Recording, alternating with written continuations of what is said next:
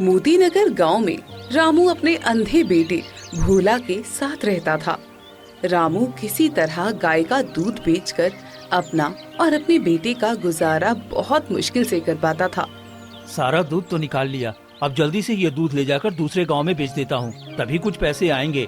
पिताजी, मुझे खाना खाना है, बहुत जोरों की भूख लगी है। खाना कहाँ है? मुझे खाना खिला दो ना।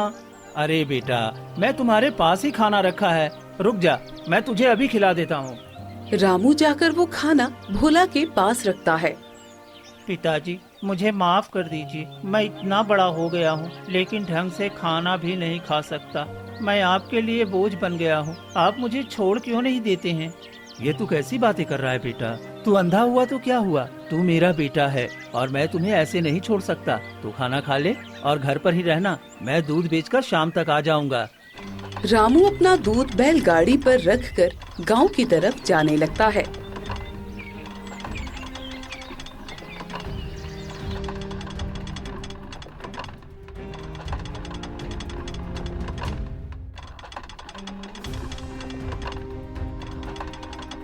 अरे ओ रामू, रोज ये दूध बेच बेच कर तू थकता नहीं है, हैं? अपनी उम्र देख कितना बूढ़ा हो गया है और तुम्हारा शरीर भी बहुत कमजोर हो गया है और अब तू बैल हाँकता रहता है। ये सब तू छोड़ क्यों नहीं देता और अपने अंधे बेटे को जाकर कहीं जंगल में छोड़ दे, कोई जंगली जानवर ले जाएगा। अरे इस बोझ को कब तक उठाएगा तू? हाँ बिल्कुल ठीक ही तो कह रहा है। अरे तुम्हारा बेटा बचपन से अंधा है, अगर तुम्हारे जगह कोई और होता तो उसका गला दबा कर मार देता और अपना पीछा छुड़ा लेता। तेरी तो पत्नी भी नहीं है कि उसका देखभाल करे। अरे माना तो उसका बाप है, उसके साथ गलत नहीं कर सकता, लेकिन कितने दिनों तक उसकी सेवा कर सकता है? एक न एक दिन तो तू मर ही जाएगा, फिर उस अंधे का कौन ध्यान रखेगा? आप लोग कैसी बातें कर रहे हो? वो मेरा बेटा है, जब तक मेरे शरीर में प्राण है मैं अपने बेटे को कुछ नहीं होने दूंगा। आप लोगों को जो कहना है कह लो, मुझे उससे कोई फर्क नहीं पड़ता। गांव वाले हंसते हुए वहां से चले जाते हैं। गांव वाले कुछ भी कहें, मैं अपने बेटे को तो अपने जीते जी कभी नहीं छोड़ूंगा। उसके लिए मैं कुछ भी करने को तैयार हूँ। रामू अपना दूध लेकर पड़ोसी गांव चला जाता है और दिन भर मेहनत करके अपना सारा दूध बेचता है।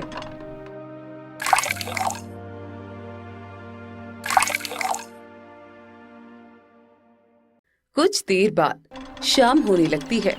वो घने जंगल से रास्ते से घर जाने लगता है। तभी रामू को किसी की आवाज सुनाई देती है। कोई है, मेरी मदद करो, मैं उठ नहीं पा रही हूँ, कोई तो मेरी मदद कर दो। अरे शाम होने वाली है और इतने घने जंगलों में भला किसकी आवाज है? मुझे जाकर देखना चाहिए। रामू उस ओर जाता है और देखता है एक बूढ़ी औरत घायल अवस्था में जमीन पर पड़ी थी।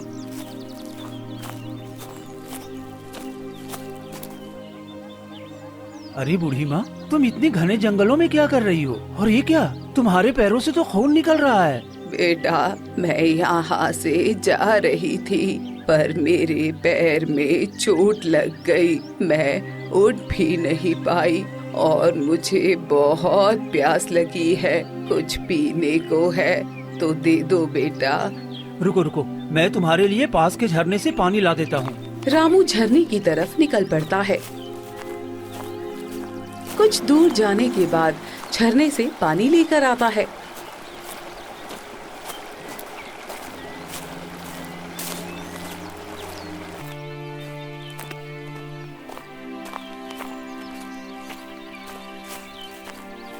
और बूढ़ी औरत को पिला देता है।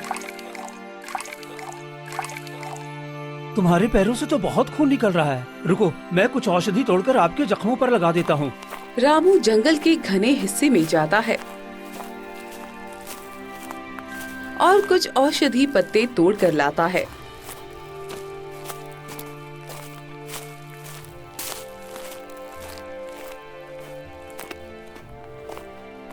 और जख्म पर लगाता है।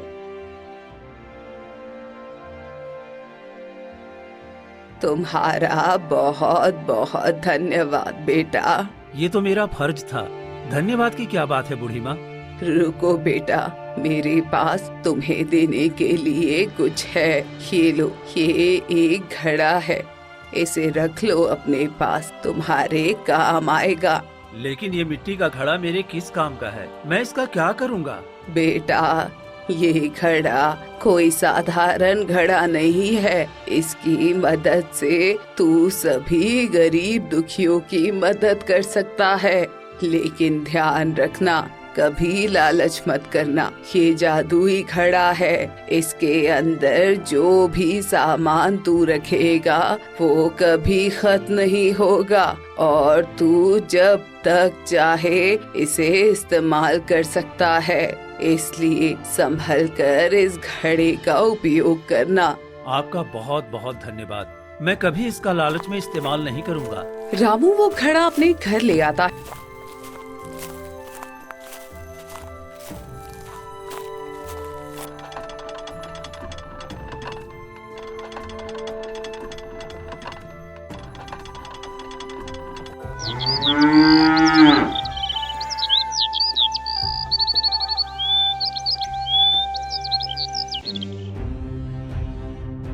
और अगली सुबह होते ही रामू मन ही मन सोचता है, एक काम करता हूँ, इसी घड़े में अपना दूध रखकर सभी को बेचने जाता हूँ। शायद जैसी उस बूढ़ी औरत ने कहा था, शायद उसकी बात सच हो। रामू घड़े में दूध रख देता है और बेचने निकल पड़ता है। सुबह से दोपहर हो जाती है।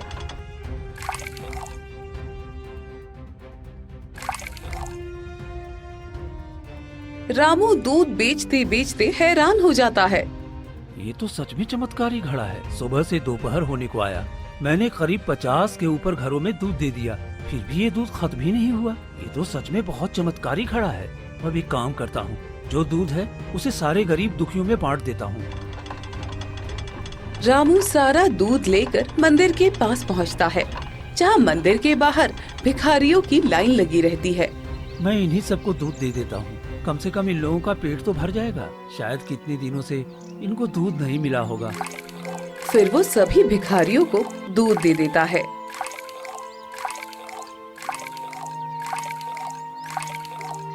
भाई, तुम सच में बहुत दिल वाले हो। इतना दूध तो हमने अपनी पूरी जिंदगी में कभी नहीं पिया, जितना दूध तुमने आज दिया है। तुम्हारा भगवान हमेशा भला करेगा। ये तो बस मेरा फर्ज था। अब से मैं तुम सबको रोज दूध इसी तरह दिया करूँगा।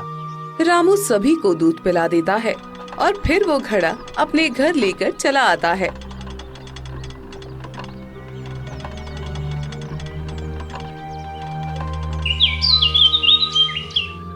ऐसे ही कई दिन बीतते हैं।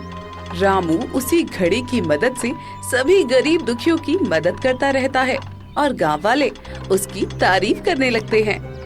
अरे ये कैसे हो सकता है? जो कल तक अपने बेटे की सेवा करते करते परेशान रहता था, आज वो अपने अंधे बेटे के साथ पूरे गांव में इतना दूध कहां से बांट रहा है? हाँ, ये सब जरूर कोई रहस्य है जो हमें नहीं पता। इसके पास तो सिर्फ एक बूढ़ी गाय है और उससे ये कितना दूध निकालता है कि सभी गरीब असहाय लोगों को दूध बांटता फिरता है। चलो हम ये लालचंद सेठ को बताते हैं। तुमने ठीक कहा हरिया, आखिर उन्हें भी तो ये बात पता चलना चाहिए।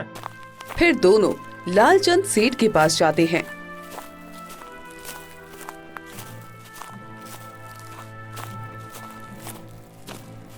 अरे तुम लोग यहाँ कैसे? बताओ कैसे आना हुआ? सेठ जी, आप इस गांव के सबसे धनी व्यक्ति हैं और आपकी इज्जत सबकी नजरों में सबसे ज्यादा है। हमारे गांव में जो रामू है ना, वो कुछ ही दिनों में पूरे गांव का भगवान बन बैठा है। ये तू कैसी बातें कर रहा है? भला उसे क्या मिल गया जो पूरे गांव का भगवान बन बैठा है? वो भिखारियों के पास मुफ्त में दूध देता है। पता नहीं उसके पास ऐसा क्या है जिससे वो इतना दूध बांट सकता है। रुको, इस बात का पता मैं लगाऊंगा। कुछ दिनों तक तो लालचंद सेठ रामू पर नजर रखता है। अरे मैं देख रहा हूँ कई दिनों से ये सुबह से लेकर शाम तक इतने सारे लोगों को दूध देता है, लेकिन फिर भी इसका दूध खत्म क्यों नहीं होता? और जबकि ये दूध भी एक ही बर्तन से देता है। ये मिट्टी के घड़े से, यानी कि इस घड़े में कुछ ऐसी बात जरूर है जो मुझे नहीं पता। इसका मतलब तो सिर्फ पंडित जी ही बता सकते हैं। मैं अभी पंडित जी से इसका पता लगा कर रहूंगा। लालचंद सेठ परेशान होकर पंडित के पास जाता है। आओ आओ लालचंद सेठ, इतने दिनों के बाद हमारे पास कैसे आना हुआ? सब ठीक तो है ना? पंडित जी, मुझे एक बात जाननी है रामू के बारे में। अरे भाई, जिसका अंधा बेटा भोला है, उसके पास एक घड़ा है। मैंने अपनी आंखों से देखा है, वो सुबह से शाम तक एक घड़े से सबको दूध बांट रहा था, पर फिर भी उसका दूध खत्म नहीं हुआ। ऐसा क्या खास बात है उस घड़े में? रुको रुको लालचंद सेठ, मैं अभी बताता हूँ। पंडित अपनी पुरानी किताब खोलता है और एक पन्ने पर रुकता है। क्या हुआ पंडित जी, आप कुछ बोल क्यों नहीं रहे? आखिर इस घड़े में क्या खासियत है? वो घड़ा कोई मामूली घड़ा नहीं है लालचंद सेठ, उसमें जंगल की आत्मा का आशीर्वाद है। वो घड़ा सिर्फ गरीब दुखियों की मदद करता है, लेकिन हाँ, अगर किसी ने लालच से उस घड़े का इस्तेमाल किया तो उसे बुरा परिणाम भुगतना पड़ेगा। अच्छा अच्छा, तो ऐसी बात है उसमें। मुझे वो घड़ा किसी तरह हासिल करना है।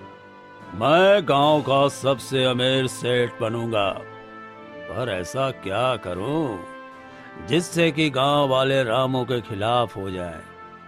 हाँ, एक उपाय है। ठीक है पंडित जी, मैं चलता हूँ, बस यही जानने आया था। फिर लालचंद सेठ वहाँ से चला आता है। लालचंद सेठ गांव के चौपाल पर खड़ा होता है और जोर से बोलता है, सुनो सुनो सुनो, सभी गांव वाले ध्यान से सुनो। ये रामू जो पिछले कई दिनों से गांव में मुफ्त दूध बांट रहा है, वो कोई साधारण आदमी नहीं है। उसने जरूर कोई काला जादू किया है। हाँ सेठ जी, आप ठीक कह रहे हैं। हम भी देख रहे हैं कि उसका दूध दिन प्रतिदिन बढ़ता ही जा रहा है, और इतना सारा दूध वो कहाँ से ला रहा है? आप सही कह रहे हो, उसने जरूर कोई काला जादू किया है। हमें इसका उपाय ढूंढना होगा। वो अपने अंधे बेटे को ठीक करने के लिए काला जादू कर रहा है। हम सबको उसका काला जादू को रोकना होगा, नहीं तो वो सभी गांव वालों को अंधा कर देगा अपने काले जादू से। उससे कोई भी दूध नहीं ले, वो उसी दूध में काला जादू करके सबको पिला देगा। हाँ हाँ, चलो चलते हैं, और उसे इसकी सजा भुगतनी पड़ेगी। अगर हमारे बच्चों को कुछ हो जाएगा तो हम लोग क्या करेंगे? फिर सभी गांव वाले रामू के घर पर इकट्ठा होते हैं। आप लोग यहाँ, क्या बात है? देख रहा हूँ तू काला जादू वाला दूध पूरे गांव वालों को पिला रहा है ना। ये बंद कर दे, वरना तुम्हें इसकी सजा भुगतनी पड़ेगी। हाँ सेठ जी, बिल्कुल ठीक कर रहे हैं। आखिर तुम्हारे पास इतना दूध कहाँ से आया? तो सभी गांव वालों को मुफ्त में दूध देता है और किसी से कुछ लेता भी नहीं। जरूर कोई काला जादू है तुम्हारे पास। ये आप लोग कैसी बातें कर रहे हो? मेरा एक अंधा बेटा है और मैं उसकी कसम खाकर कहता हूँ, मैं कोई काला जादू नहीं करता। मैं अपनी मेहनत से लोगों की सेवा करना चाहता हूँ। अरे चुप कर, तेरा अंधा बेटा तो अंधा है। उसकी कसम से किसी को फर्क नहीं पड़ेगा। वो धरती पर बोझ है, बोझ, इसलिए उसकी कसम से काम नहीं चलेगा। अरे तुम लोग ये कैसी बकवास कर रहे हो? मेरा दोस्त कभी काला जादू नहीं कर सकता, मुझे उस पर पूरा भरोसा है। तुम लोग चले जाओ यहाँ से। अरे चुप कर किशोर, तेरा दोस्त है तो क्या हुआ? मैंने अपनी आंखों से देखा है, सुबह से शाम तक एक ही घड़ी से दूध देता है और फिर भी खत्म नहीं होता है। ठीक है, तो वो घड़ा मुझे दे दे, कल मैं उसे जंगल में फेंक दूंगा। मैं वो घड़ा किसी को नहीं दूंगा। वो हमारी मेहनत और ईमानदारी का प्रतीक है। मैं इसे किसी को नहीं दे सकता हूँ। तो सुन ले, आज के बाद तेरा दूध कोई भी नहीं खरीदेगा। क्यों भाइयों? हाँ हाँ, हम भी यही करेंगे। हम इसका दूध नहीं खरीदेंगे। ये जरूर कुछ छिपा रहा है। इतना कहकर सभी गांव वाले चले जाते हैं।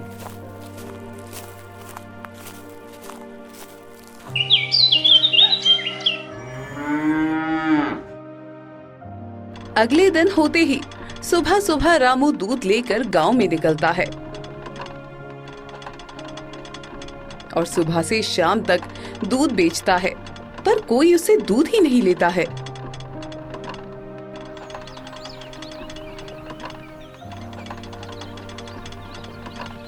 ये क्या हो गया? अब क्या करूं? कोई भी दूध नहीं खरीद रहा है। तभी एक औरत भागती हुई आती है। भाई साहब, मुझे थोड़ा दूध दे दीजिए, मेरे बच्चे भूख से रो रहे हैं। रुको बहन, मैं तुम्हें अभी देता हूँ, लेकिन पैसे मत देना, बस बच्चों को दूध पिला देना। फिर रामू उस औरत को दूध दे देता है। भगवान आपका भला करे, आपने मेरे बच्चों की भूख मिटाई है। तभी लालचंद सेठ आता है और वो दूध फेंक देता है। मैंने कहा था इसका दूध मत लेना, ये काला जादू करता है जो बच्चों को बीमार कर देता है। अब से कोई भी इसका दूध नहीं लेगा। ये क्या कर दिया आपने? ये दूध मेरे बच्चों का था, मेरे बच्चे भूखे रहेंगे। आप फिर से मेरे से दूध ले लीजिए, मैं आपको दे दूंगा। अगर तू दूध दिया तो हम तुम्हारा दूध उठाकर जमीन पर फेंक दूंगा, वरना यहाँ से चला जा तू।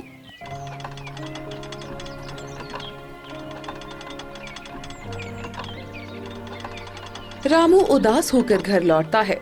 तभी उस घड़ी से आवाज आती है। क्या हुआ बेटा, तू इतना परेशान क्यों है? क्या बताऊं घड़ा महाराज, ये लालचंद सेठ ने हमारा जीना मुश्किल कर दिया है। पूरा गांव डर गया है। बेटा चिंता मत कर, नेक दिल वालों के रास्ते में कांटे आते हैं, पर सच्चाई से डरना नहीं है। मैं तीर्थ से लौट कर आया हूँ। मैंने भगवान से प्रार्थना की है। मैंने भगवान से प्रार्थना की है तेरे बेटे के लिए। वो जल्दी ठीक हो जाएगा।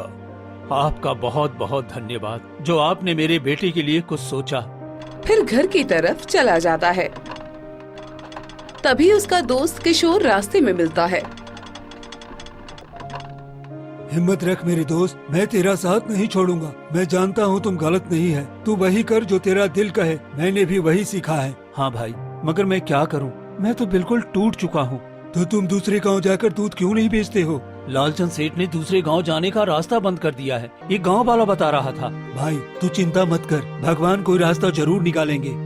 तभी साधु वहाँ आ जाते हैं। क्या हुआ पुत्र, तुम बहुत परेशान लग रहे हो। प्रणाम साधु महाराज, मुझ पर गलत इल्जाम लगा दिया गया है। तुम्हारा कल्याण होगा।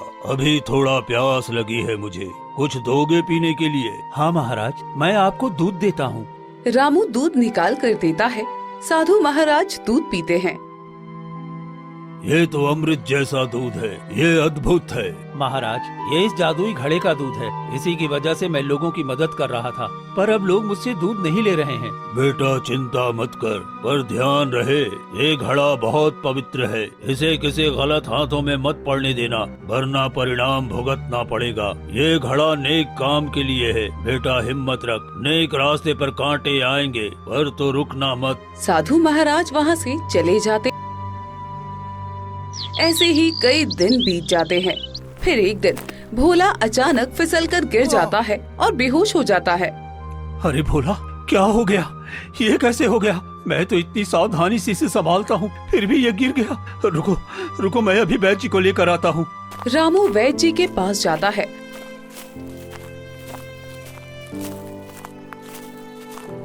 और दुखी मन से कहता है, वैद्य जी जल्दी चलिए, मेरे बेटे की हालत खराब है, वो बेहोश हो गया है। ठीक है, रुको मैं चल रहा हूँ। फिर रामू वैद्य को लेकर घर की तरफ आने लगता है। तभी रास्ते में लालचंद सेठ आकर रुकता है। तुम कहाँ जा रहे हो वैद्य? अरे इसका बेटा बेहोश हो गया है, उसी की जांच करने जा रहा हूँ। तो वहाँ नहीं जाएगा। अगर तुझे अपने दुकान शुरू करने के लिए जो पैसे मैंने दिए थे वो वापस नहीं दे सकता तो लौट जा।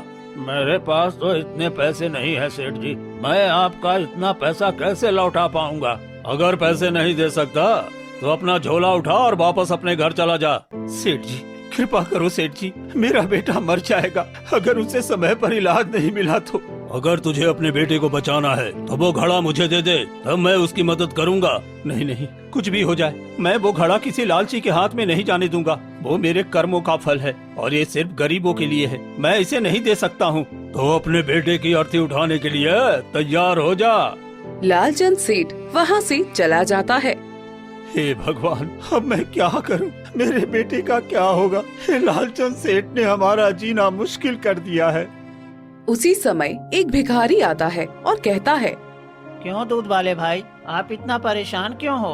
अरे, तुम कौन हो और यहाँ क्या कर रहे हो? चले जाओ यहाँ से। तुम एक भिखारी हो, तुम क्या जानो एक बेटे का दर्द? नहीं, मैं भिखारी नहीं, मैं एक वैद्य हूँ। मेरा नाम बताने की जरूरत नहीं। मैं कई दिनों से भूखा प्यासा भिक्षा मांग रहा था, पर तुम्हारा दूध पीकर मेरे अंदर जान आ गई थी। अब मैं तुम्हारे बेटे का इलाज कर सकता हूँ। तुम कैसे मेरी मदद कर सकोगे? मैं पहले अच्छा वैद्य था, पर परिस्थितियों ने मुझे भिखारी बना दिया। मैं तुम्हारे बेटे को ठीक कर दूंगा। ठीक है, जल्दी चलो। रामू भिखारी को लेकर घर आता है। रामू तुम वैद्य लाने गया था ना, और अब एक भिखारी ले आए हो। क्या ये भिखारी भोला का इलाज करेगा? ये भिखारी नहीं है, ये वैद्य हैं। ये हमारे भोला का इलाज करेंगे। हमें इस पर भरोसा करना होगा, हमारे पास कोई दूसरा रास्ता नहीं है। भिखारी भोला के पास आता है और अपनी झोली से एक औषधि निकालकर भोला को खिला देता है और कुछ ही देर में भोला होश में आ जाता है। मैं कहाँ हूँ पिताजी? और मेरी तबीयत कुछ अच्छी लग रही है। तुम्हारा बहुत बहुत धन्यवाद बेटा। तुम्हारा रूप देखकर मुझे अंदाजा हुआ कि तुम सचमुच इलाज कर सकते हो। आज मुझे समझ में आया कि मुझे अपना कर्म नहीं छोड़ना चाहिए था। मैं फिर से लोगों की सेवा करूँगा। भिखारी वहाँ से चला जाता है। देखा बेटे, मैंने कहा था ना, भगवान हमारा साथ देगा। फिर ऐसे ही 1-2 दिन और निकल जाते हैं। इतने दिन हो गए, वो घड़ा इतनी आसानी से मुझे नहीं देने वाला है। मुझे खुद जाकर वो घड़ा छीनना होगा उसके घर से। फिर लालचंद सेठ रामू के घर जाता है। रामू, सीधी तरह से वो घड़ा मुझे लाकर दे दे, वरना तुम्हें इसकी भारी कीमत चुकानी पड़ेगी। मैं और इंतजार नहीं कर सकता हूँ। मैं कभी वो घड़ा लालची के हाथ में नहीं दूंगा। वो गरीबों के लिए है। रुक जा, मैं वो घड़ा खुद ढूंढ लूंगा। लालचंद सेठ घर में घुस जाता है और घड़ा ढूंढने लगता है और उसे वो घड़ा मिल भी जाता है। अच्छा, तो यही है वो घड़ा। मैं भी इसे आजमाऊंगा। मैं भी दूध रख कर देखता हूँ। लालचंद सेठ घड़े में थोड़ा सा दूध डालकर देखने की कोशिश करता है। अचानक घड़ा जोर से फट जाता है और जलकर घड़ा राख हो जाता है। अरे अरे, ये क्या हो गया? ये घड़ा तो फट कैसे गया और ये जलकर राख हो गया? ऐसा कैसे हो सकता है? रामू, तूने जरूर कुछ गलत किया होगा, वरना ये कैसे हो सकता है? क्यों सेठ जी? मैंने तो वो दूध गरीब दुखियों की मदद के लिए रखा था और आज तुम्हारी वजह से मेरा जादू स्रोत भी बंद हो गया। अब मैं गांव वालों की कैसे मदद कर पाऊंगा? साधु महाराज प्रकट होते हैं। तुमने लालच में आकर इस घड़े को नष्ट किया है, इसलिए तुम्हें इसकी सजा जरूर मिलेगी। तुम जितना अपने धन दौलत पर घमंड करते हो, वो सब जल्द ही राख बनकर रह जाएगा और तुम बदसूरत और भिक्षु बनकर पूरे गांव में भीख मांगकर अपना जीवन यापन करोगे।